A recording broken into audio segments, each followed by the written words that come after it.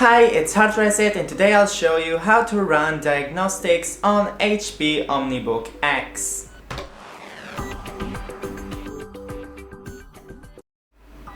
So first, restart our laptop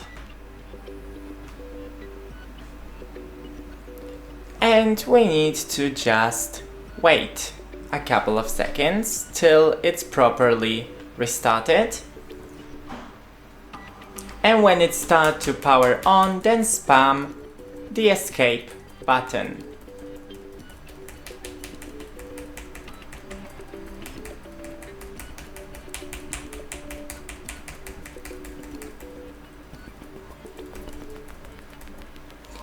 When we're in a setup menu, then click F2 to run diagnostics.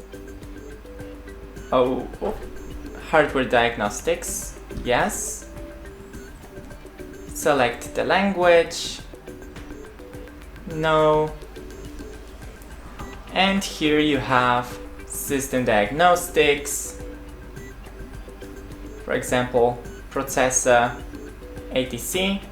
And when we exit it, then it comes back to power on the Windows. That's it, don't forget to leave a like and see you in the next one.